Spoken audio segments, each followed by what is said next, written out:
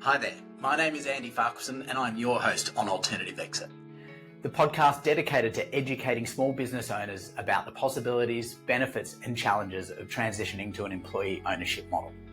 Did you know that there are over 200 million SMEs around the globe with an owner that will be retiring within the next 10 years?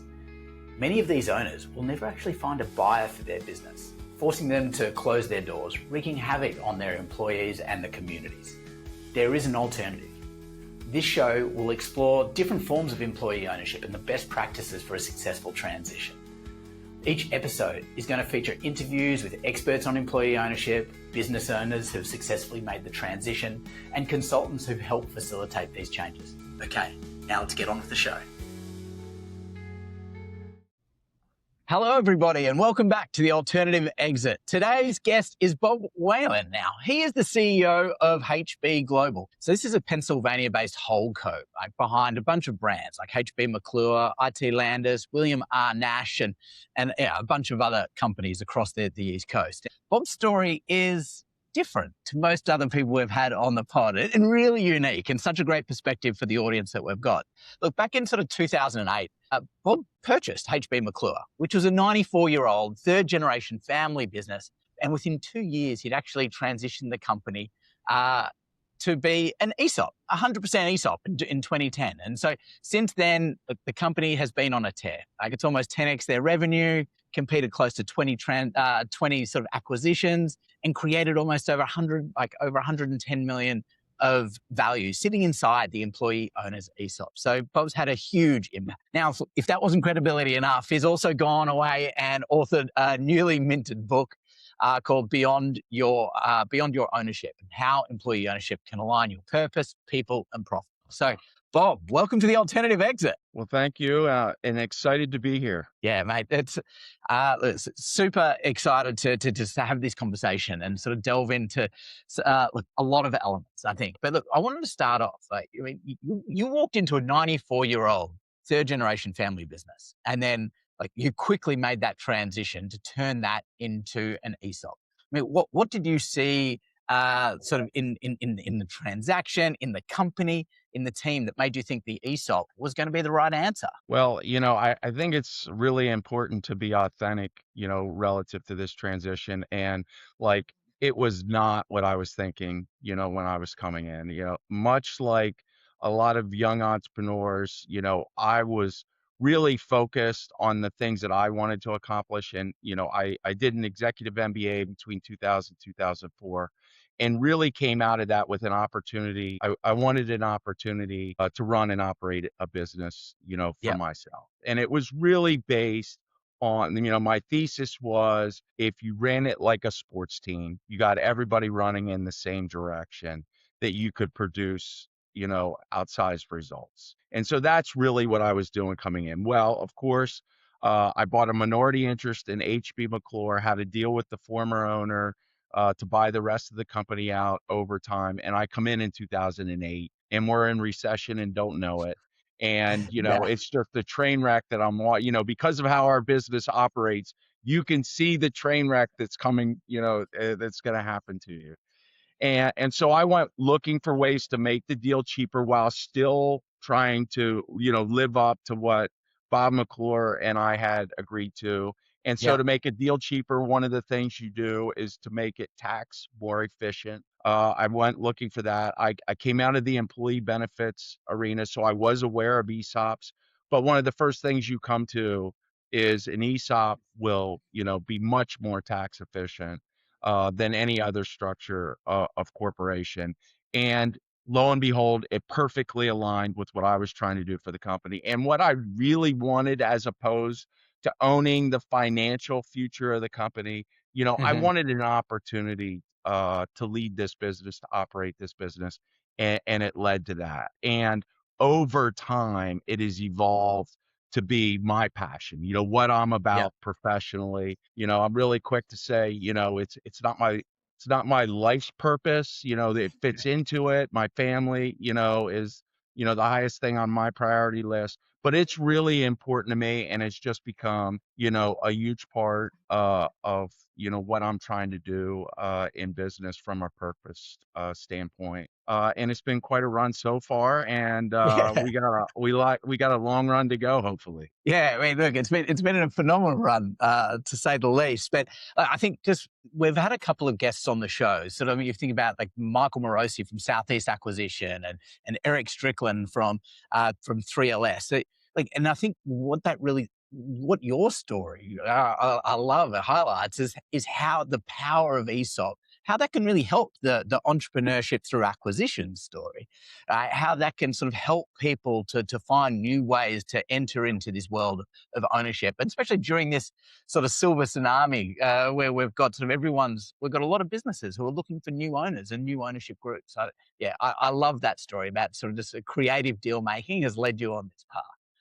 And we really co-study along with what's going on in the ESOP world with what's going on in Mhm. the ETA world too. I mean, we're very, connected. One of the ways we're scaling what we do within HB Global is really to think about it from an ETA standpoint, from an individual standpoint. Okay. We're Yeah. not doing a fund where we're funding ETA, but we've identified people within our organization and within our contacts where we're essentially doing that. We just acquired a business where the operator of that business is looking, to potentially do something, in new and additional onto what he's doing. And so we're looking at opportunities for that. So really, we've spent a ton of time, studying ETA as well, Yeah. and think it's a really important lessons, that can be gleaned from that. And tons of valuable literature, from the ETA world. I'm a big follower of what Harvard's doing from that Yeah. perspective.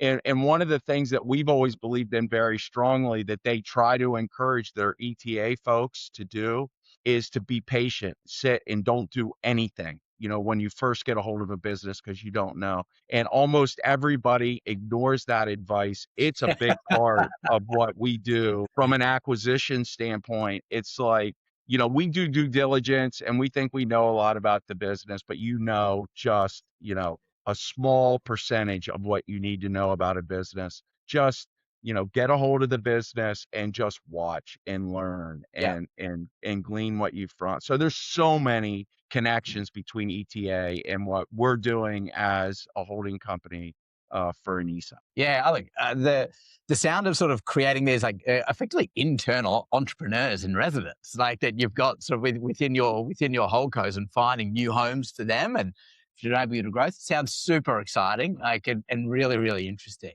I want to sort of just take a bit of a transition and go a little bit more to your, leadership philosophy. I mean, you talked about sort of wanting to create more of a sports team rather than like not so much. You didn't say rather than a family, but a lot of people talk about business as family. But as a sports team, I feel it is a great and much better analogy. I mean, how do you think about the difference between like that sports team sort of being a focus versus just sort of a financial structure of an ESOP? Yeah, it's so, I've played sports, I've coached sports through my kids. I love sports, and over time you just watch the teams that have performed best. And what you found when you look at the teams that perform best, certainly talent's a big part of it, and we want to have, talented business professionals within our company. But it's really putting the team first and get everybody to, understand what the objectives, are the team are, and then really doing your job. Bill Belichick talks about doing your job, and we all have one. And I think an important component and what really ties, ESOPs to that is then we all share what we create. So instead of everybody working for me, which is basically when you own 100% of a business and you're a business owner, what you're basically asking is all these people to do what's in the best interest of the business for my success. And we Yeah. kind of flip that on its head and basically say, we want everybody to succeed that's part of our team. That if you're part of our team, you're going to share in what we create. We do that in the short term through bonuses. We do it in the long term through ESOP, and of course that ESOP, value. And people have heard me say it's my Christmas every year when our ESOP values come out. Like, I get a spreadsheet with every single person's value. And that really, why that's so exciting to me, because it's a reflection of what we've produced together as a team. I Yeah. was always, and I've watched this, and I had a child that was a really high performing athlete that did great things. When he was at his best is when he was focused on the team. When he had to go and perform like in a showcase that was all about him, his performance wasn't as good. And Mhm. so, that's what we really believe, that is how most people are. And the more that we can get you focused on what's important to the team, then we all benefit from that. And, it's paying fruit. And it's exciting to watch. It's exciting when you have a thesis and it actually plays out, so that's what we're trying to do here. Absolutely. Well, how have you been bringing this to life within your different companies? I mean, you Well, like, yeah, yeah, how we bring it to life is we believe culture is incredibly important. I mhm, mean, culture to us is, everything. We just did an internal podcast yesterday and we talked about, collaboration being a superpower. I mean, really for a business, a superpower, is the culture. And the main pieces of developing our culture have been around very consistently communicating our mission, our vision, and our core values. And that is literally commercialized across our company. We say it over and over again and we talk about it. But that's just a start. That's how you kind of articulate what you're about. That's how you give a language to your employees. But a culture is really about the behavior. And one thing we recognize, that cultural communication that we do, that's what we aspire to be. It's not what we actually are. And so yeah, we're on this journey to align our actual behaviors with what we articulate our culture to be. And as the CEO, I think it's most important that I don't do behaviors that are outside of that culture that we're creating. Because employees are looking for you to fall down. They're looking for me to do things that are in my best interest, but are not in the best interest of the team. And so it's just really important. That's really important that we align those things.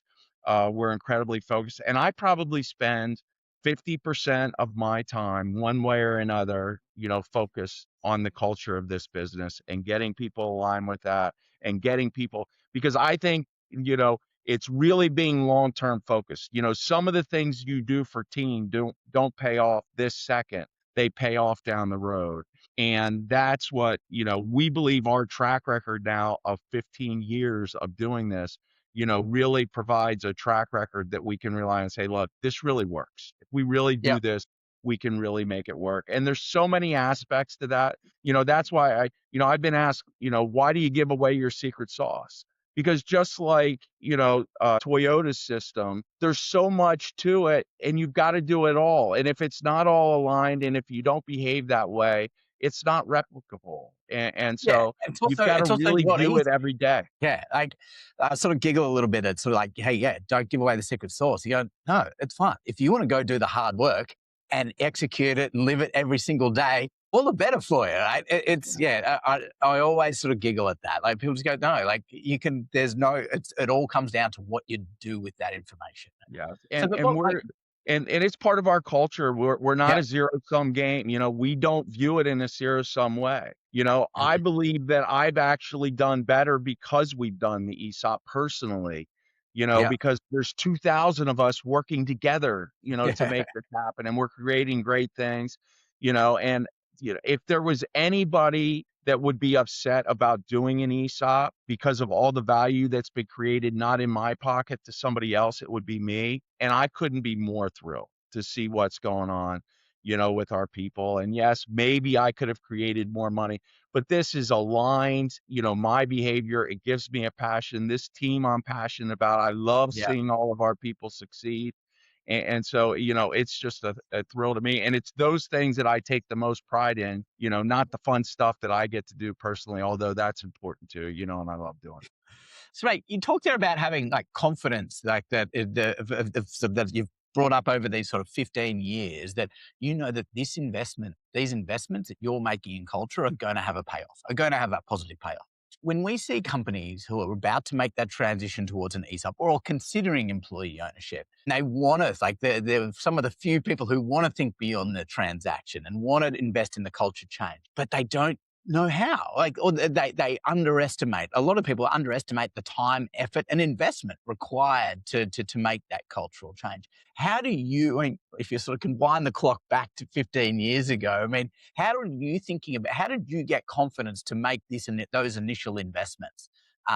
Because a lot of it's mainly in people's time, right? Like, you're pulling people away from their work to really drive this culture home. So yeah, how did you think about that back in the day? Well, it really goes back to my formidable years in business where I started. I started a company, Continental Medical Systems.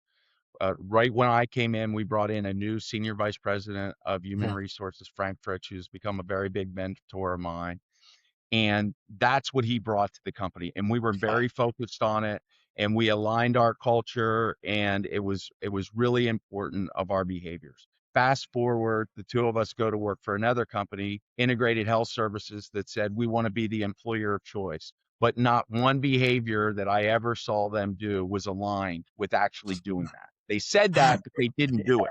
And so I saw the dichotomy of these two things, and I was bound in it. It fits my personality. I want to be what I say I am. I don't want there to be any kinks in the armor.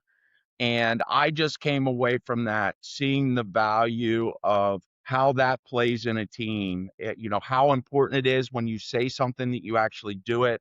And then vice versa, if you're the opposite of that, the effect that it has on your company. And so that's really where it started. It played right into the philosophy of what I was trying to do around team. And then I just blindly ran down that road. It was just, and I do think about it a little bit differently. People will say like your mission and your vision, your core values is what your company is. I don't believe that.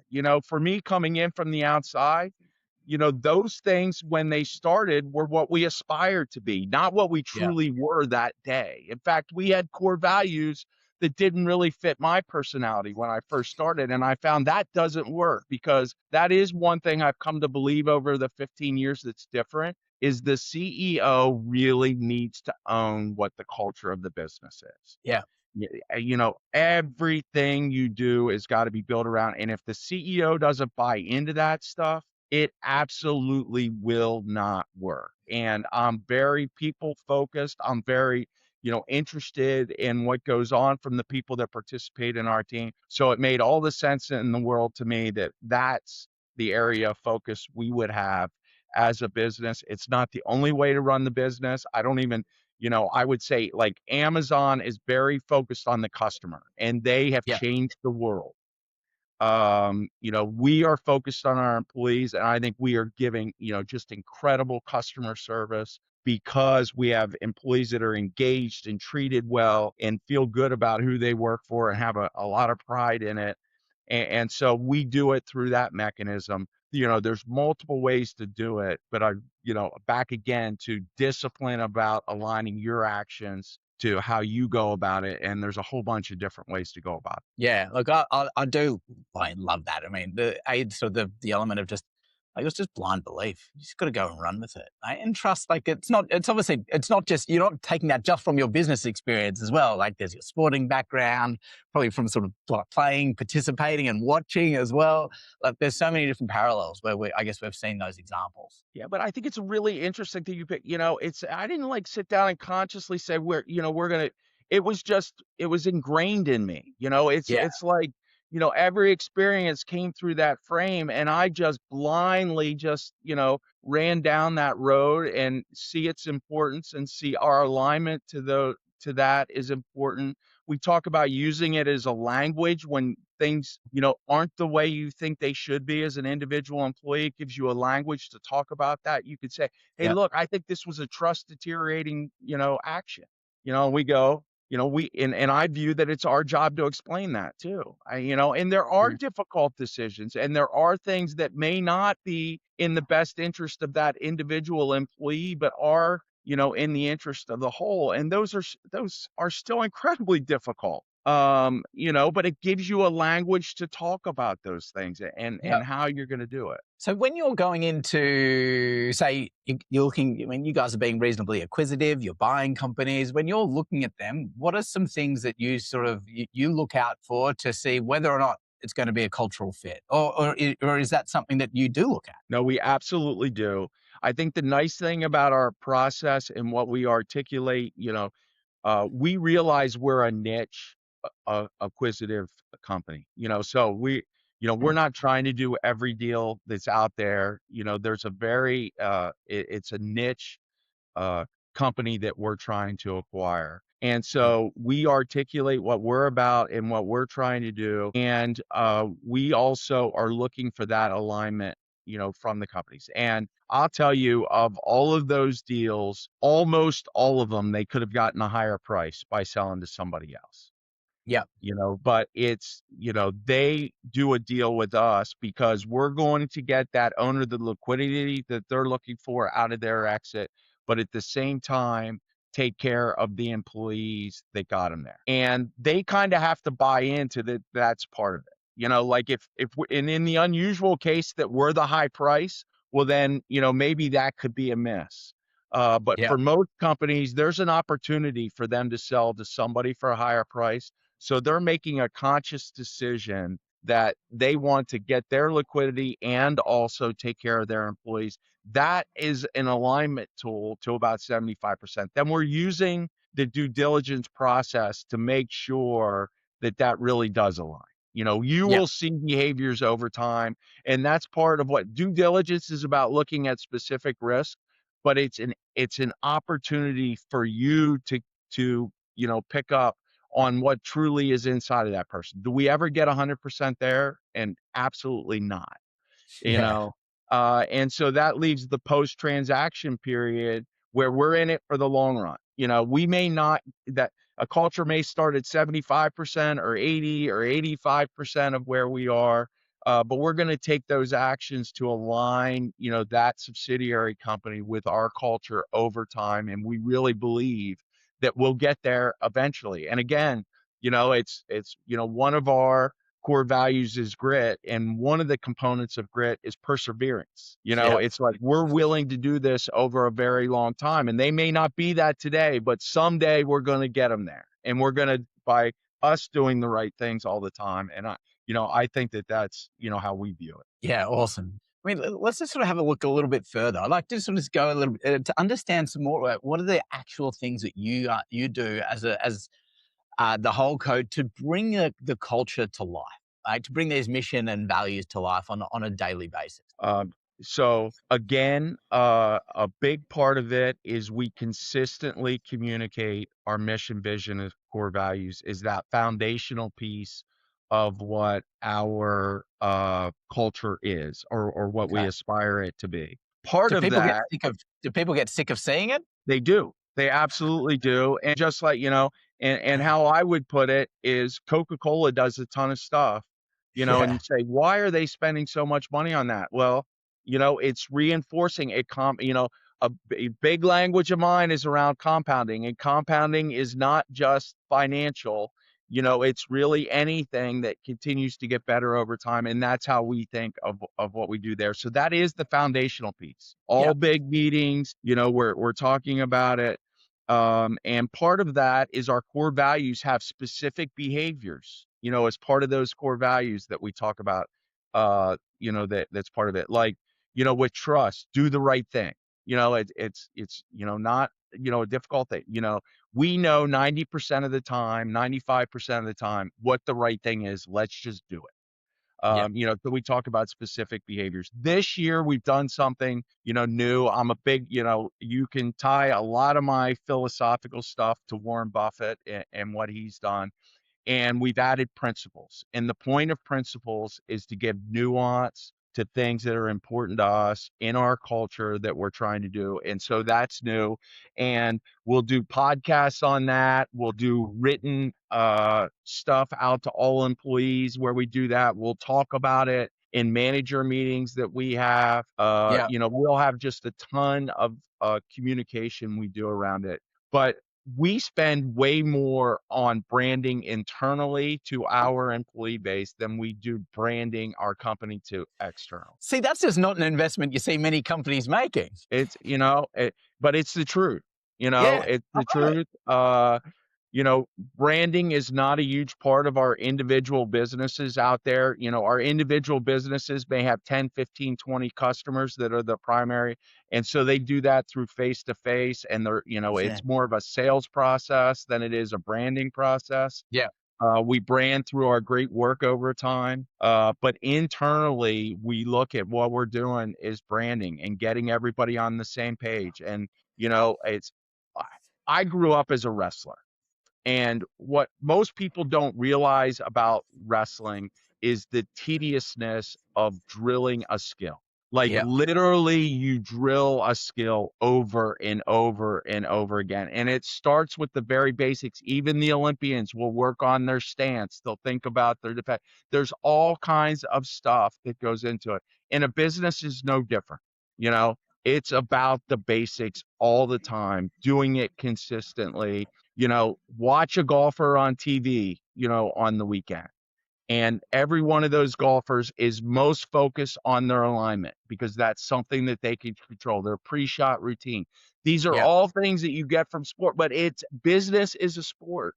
One of the things here, the great game of business, here in the United States that, has a lot of traction out there within the ESOP community is all about treating it like a sport and how it is. And there's so Yeah. many things that come across, and that's what we try to do. Awesome. Well, while we're on the great game of business, I mean, how do you, outside of the annual valuation, how do you enable your team and your workers to keep score? So first of all, we've really used two consulting firms. The Great Game of Business is one, but Grit Consulting as well, which is a big friend to the ESOP community. We've used tools that they have. Like there's a board game that Grit has that we're going through, and we do it as part of our leader development program, but we're also going to make it available to all of our businesses to utilize to teach them the skills of business. But I think for us, the biggest thing is we make it transparent, and we teach business, and business is a skill set, in and of itself. There's so many aspects to it, how you price, how you market, aligning what you do, what's important. I talked about, Amazon before. Some of the, there's lessons that we can learn from Amazon that are valuable to us. There's others that are not, that don't tie at all to what we're trying to be or how we're trying to do, and it's picking those things out, and really being, on one standpoint, realizing the complexity of business, but making it as simple as possible. That's what the one number is about. You make it if you can just get one number that you're focused on, and the folks that are running our business, they know our number one number is return on capital. So the capital we deploy in that business, we got to get a return on that capital. That is our number one. We will increase our stock price over time if we get a return on our capital. And so, that is the starting place for creating the bonus pool. You create a return on your capital, you're creating a bonus pool for your employee base. And it's that simple. Now we have some other things we look at too.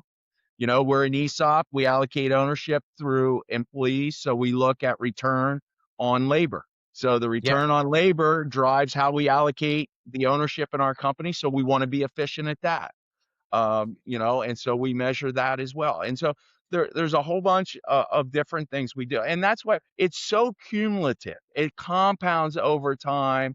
And it's this, you're constantly fighting that. How do we keep it as simple so we can communicate to everybody, but at the same time, realize it's complex. There's complexity that goes into it, and it's just not as simple as one number in every situation. Yeah. In fact, there is complexity, as I said, in most businesses, but I do love how you're sort of really sort of bringing it down to make it simple, and also helping people to understand that, understand business. I mean, do new hires go through just a sort of like a strong education program that you take them through? We do.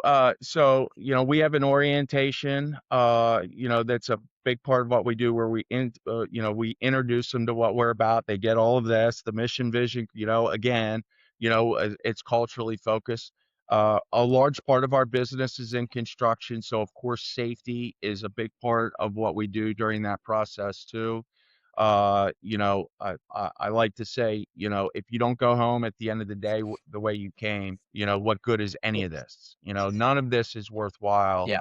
if we don't do it safely. So, that obvious, the business that we're in, that's an incredibly, important start. And that's just the starting point of just continually communicating. And, we think it's important to make the tools available to our employees to understand what's creating value for the company. And, because that's how they're going to get to retirement. When you boil it all down, an ESOP is a retirement plan.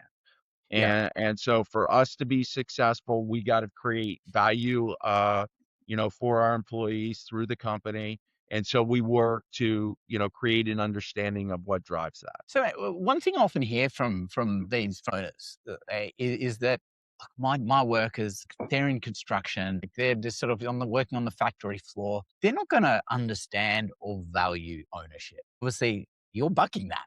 What do you think is what do you think's the issue with that owner's perspective? Like, do you think they're just underselling the workers, or they're sort of, and their ability to understand the business, or they're just not recognizing that this is just a training and enablement issue? Well, I think one of the biggest issues, first and foremost, is that the employees themselves don't appreciate what they bring, to the table. And so one Yeah. of the things we talk about here is actually getting our employee base to understand how important they are, to our communities.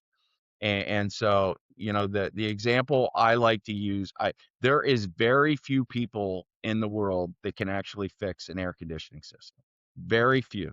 And, an attorney in the United States, they come out of law school with no experience, don't know how to do anything. And we pay $300 an hour for those. Yeah. Why would, as a technician, that you have a unique skill that hardly anybody knows, would you think you're not worth a lot of money? But in lots of cases, it's our own technicians that, are the biggest impediment to people understanding the value that we bring. Now, I will say there's maybe never been a better time in the US for technical blue collar employees than what we're coming into right now with the Totally. data center Yeah. world. And it's just, all of a sudden the world is waking up that this is a really important skill set that we, not taken care of over the last 30 or 50 years. And so I think we're in really good position, for our employees to benefit from that. But I just think that that's a really important thing. It starts with the employee valuing themselves and Yeah. what they bring to the picture. And Love that every single starting. person in our company, they wouldn't be part of our company if they weren't important to us executing our mission. And so, and we share all of that with everybody. It's an important part. And I think that that's, where it starts. It starts with, you believing in here, that you're worth, what we're, paying you, what we're charging for you, all of those things. And then I think it all comes out of that. Mate, I love that. What a great starting point. So look, you're an MBA student, like you're sort of an MBA graduate, came out, sort of looked to acquire a business, and then you've seen huge success, like with in terms of aligning incentives via an ESOP.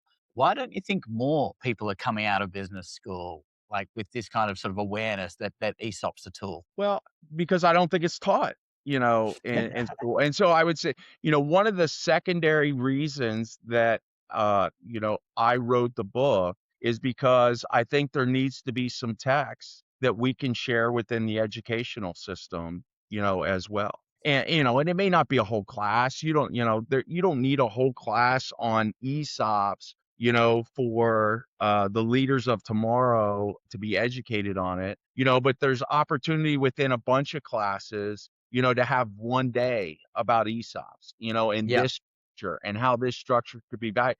It's an incredible tax savings. If for no other reason, you can look at it, from that perspective. This generation, widely is more connected to purpose than past generations. They talk Mhm. about it, all the time coming out of data. So let's get the stuff in front of them, where they can really make an impact, on their communities while they're doing business. It's a really important part of it, I think, is to start there, is to create awareness within, the MBA population about this tool that's out there. And then when we do that, we will have entrepreneurs that figure out how to deploy it, in a smart way. And that's some of the great things that you're highlighting with some of the people you've had on your shows. And I listen to your show because I'm, I've never had an original thought in my life. So this is, where I get all my ideas. And so the more of, the smart business people that we can add to the ESOP community, the more likely we're going to make it mainstream. And, Yeah. while we're not growing the ESOP number of companies in the US, we're growing the value, we're growing the number of employees. People are tackling it from all different sides of the spectrum, from the very largest businesses down to the small businesses, and what's being done with collective, there's all kinds of experiments going out there. But that's what a capitalistic system is about. Yeah. It's about being open, to experimenting and trying, and there being rewards for those that succeed. And so we're trying to deploy that every day, and we're testing a bunch of different stuff, even within our company. But the more exposure, the more awareness we get, the more likely, we're going to create that great outcome, for our communities in the future. Yeah, I mean, sort of hearing you talk, like you talk about sort of the next generation as being sort of more purpose aligned. In how the passion that I hear in your voice sounds like you're 100% purpose aligned. Yeah, like because you, I mean, you It, it's came in. it was by accident, but it's Yeah, what happened to me over the last 15 years. Like I said, it was a financial solution that started, but it gave me my purpose. It was like, your Jim Collins has he just put a great book out, about making a life. And it's really, you get this by just making steps, and you never know yeah, where those steps are going to lead you to. For me, it just pulled it all together, yep, so I could do what I love business, and frankly, mechanical contracting, HVAC plumbing, is not, something that, I ever envisioned, that I would be doing. But for me, it's more business. And so I deploy my time in that way too. I let the yeah, technicians, solve the technical problems, and I'm focused on the organization and how we can maximize what we do as an organization.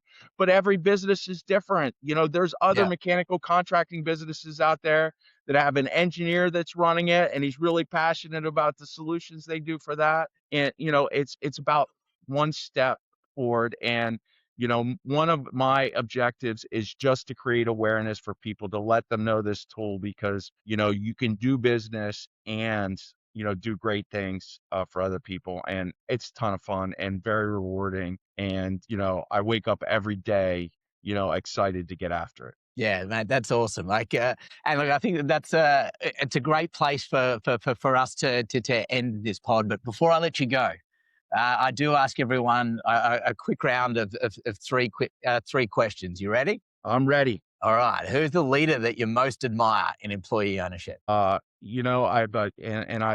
have watched your podcast, and so You're Ed ready. Reniger, who runs SES, which is one of the service providers in the U.S., and uh, they can set up the plan for you. They help you along the way. What I love about Ed, and there's a ton of great service providers, out there, but Ed is not one size fits all. And it's an important component, I think, of ESOPs, is the flexibility that you get in how you structure it. Like you said, we were 100% ESOP when we started. In 2017, we tied our management team in with some actual ownership. There's just, the world is your oyster when it comes to the ESOP structure. And Ed is just, so knowledgeable and so intellectually flexible to help the companies that he's dealing with. So, that's the leader I'd point to. Awesome. Okay, well, so you know what's coming next? What's your favorite resource on employee ownership? Well, my favorite resource is, we have a number of different associations. We have one in Pennsylvania. We have the Pennsylvania, was just out at the ESOP conference. ESCA's great.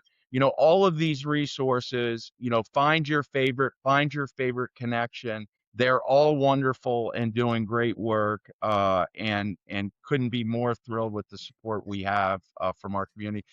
Take ESCA, for example. I'm not very interested in politics. I'm not very interested in what's going on at the government, but incredibly important, that we have somebody that represents us, within, that community to make sure that, the needs of S Corp ESOPs are being done. And so really just thankful for all the folks that support that. Okay. And then finally, what would you say to a business owner who's sitting on the fence about a transition to an employee-owned model? So, what I would say is really focus on what you're trying to achieve. So many business owners sell for the highest dollar because that's what they've been told by society is most important. And I think all the data shows it. The dissatisfaction of an owner that sells their business post-transaction. Really important to be thoughtful on what you want to achieve. The legacy of that business, the people that work for that business. Is the top dollar really that important to you? In a lot of cases, there's certain cases where they need it for their retirement. I appreciate that. And, you have to do that. But for a lot of people, there's a lot of money involved, and to just really be thoughtful about what you're trying to accomplish, and we view HB Global as a multi-generational compounding business. We're going to compound wealth for the people that work for us, not just in this generation, but in future generations as well. And I would just encourage, business owners that are going through a transaction to really be thoughtful of that, because it just, you just see so many turn out to be unhappy. And, I just think there is another way. Awesome. What a great what a great point to end on. So look, Bob, thank you so much for your time. Where, if people want to learn more about you, follow your story, where do you recommend they go? Oh, they can, I've got a LinkedIn page, and so that's where we're doing a lot of the publicity for the book. They can follow HB Global. We put a lot of our things out there. Other than, and our website, hb-global.com, is a place where they can see where we're going, what businesses we have in different markets, and all of that. And, just really excited to be an advocate of ESOP. So, happy to be a resource for anybody that's interested. Really cool. Bob, thank you so much for your, for your leadership in this space, and really getting the voice, sharing your successes, sharing what's underneath the hood, that's what's driven that. I think that's sort of super important. And look, I'm incredibly grateful that you're sharing that. And I'm sure the listeners are too. So Bob, thank you very much for joining us on the Alternative Exit. Very appreciative for you doing this. Cheers, mate. We hope you enjoyed this episode. If you want to continue learning about employee ownership as an alternative exit, head across to abettermonday.me for additional links and resources.